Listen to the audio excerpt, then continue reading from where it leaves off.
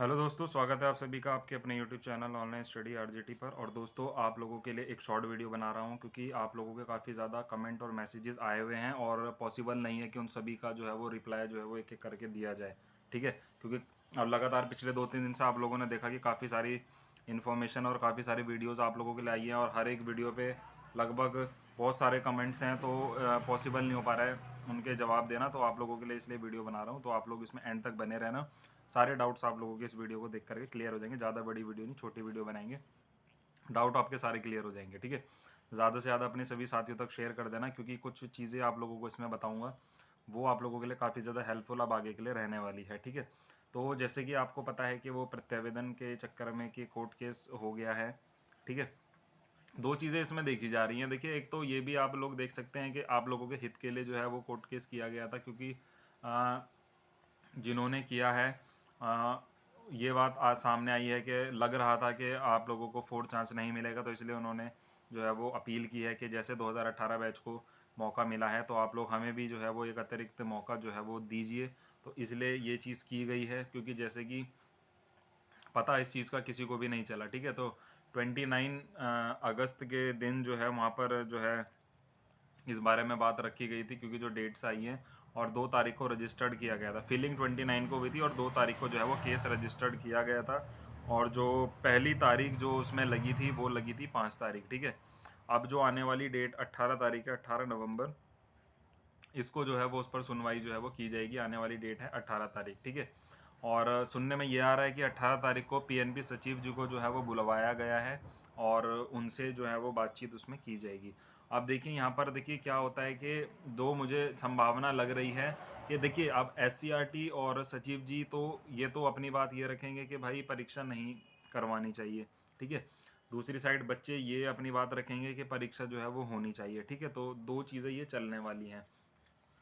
संभावना अब इसमें देखो ये बन रही है कि अगर किसी वजह से अगर इसमें कोर्ट बच्चों के हित में फैसला देता है तब तो बहुत अच्छी चीज़ है कि सबका पेपर हो जाएगा, कोई दिक्कत नहीं है। पर उसमें भी शायद कंडीशंस ये रखी गई हैं कि जिनकी सिर्फ एक सेमेस्टर में एक सब्जेक्ट में 3 बैक हैं उन लोगों को ही आगे का मौका जो है वो दिया जाए और बाकियों की बात इसमें नहीं कही गई है।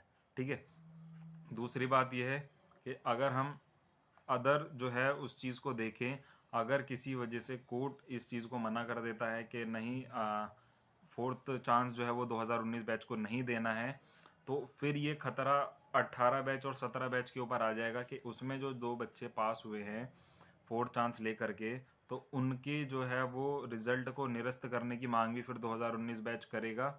और कोर्ट जब इस चीज़ को अलाउ कर देगा कि भाई ये फोर्थ चांस नहीं दिया जाता है, तो वो ऑटोमेटिकली फिर वो निरस्त के कगार पर आ जाएंगे। तो ये खतरा इस पर बना हुआ है। हालांकि सब हम सभी भी यही चाहते हैं कि वो निरस्त ना करके एक अदर चांस जो है वो दे दिया जाए।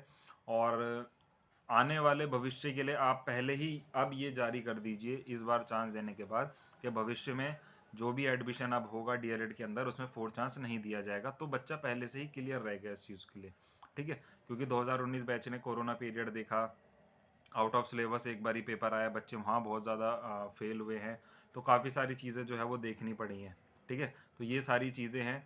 और जो लोग अभी कमेंट कर रहे हैं बार बार कि हम प्रत्यावेदन जमा कर दें या कर दें, देखो प्रत्यावेदन जमा हो जाएगा, आप लोग कर दो, पर उसका कोई निर्णय अभी नहीं होने वाला है। निर्णय आप कोर्ट के फैसले के बाद होगा क्योंकि अगर वहाँ नहीं जाता मैटर तो आप लोग धरना करते, आप लोग पीएनपी धरना करते, एससीईआरटी धरना करते, तो कुछ ना कुछ निर्णय आप लोगों के लिए फिर वो लेने के लिए मजबूर हो जाते। पर अब जब आप लोगों ने न्यायालय पर वो सारी चीज़ें डाल दी है तो आप लोगों का धरना किसी काम का नहीं रहेगा, आप लोगों की कोई भी चीज़ किसी काम की नहीं रहेगी। हाँ, आप लोग सपोर्ट कर सकते हो जिन्होंने अनुभा मिश्रा जी नाम है उनका, जिन्होंने इस पे कोर्ट केस किया है और उनके साथ ही 2-3 और हैं जिन्होंने ये मिल कर के किया है। तो सपोर्ट में आप लोग उनके खड़े रह सकते हो। ठीक है, और इस चीज़ का शुरू से किसी को नहीं पता चला, पता चलता तो सब सपोर्ट करते हैं इस चीज़ का। और ज़्यादा जो है इस पर कोई चीज़ जो अगर होती प्रशिक्षुओं के स्तर की, वो चीज़ करने की पूरी पूरी कोशिश जो है वो की जाती। दूसरी चीज़ ये कहूँगा कि मैं थंबनेल में मेंशन किया था कि 21 बैच इसमें ध्यान देना। तो 21 बैच को मैं अभी सिर्फ यही बताना चाहता हूँ कि आप आगे बहुत अच्छे तरीके से अपने पेपर्स देना क्योंकि डीएलएड में बैक लगने का नतीजा आप लोग देख रहे हो, पुराने बच्चे बैठे हुए हैं, 19 बैच की स्थिति इसीलिए ख़राब हो चुकी है। तो आने वाले भविष्य के लिए आप लोगों को बता रहे हैं कि आप लोग प्लीज़ बैक तो लाना ही मत, और लाओ तो 1 या 2 के बाद क्लियर कर लेना, क्योंकि अगर तीसरी में अगर आ गई, तीसरी बार अगर आ गई, बहुत लेट हो जाएगा।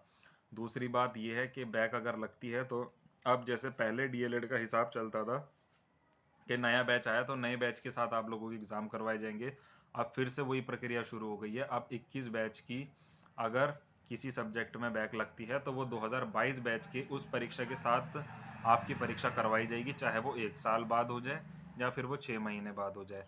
ठीक है। और ये सारी चीज़ें चल रही हैं। अभी सुबह मुझे अभी 2-3 के मैसेज आए, तो एक दो बच्चे ऐसे हैं कि जिनका किसी कारणवश जो है वो पिछली बार पेपर अटक गया था।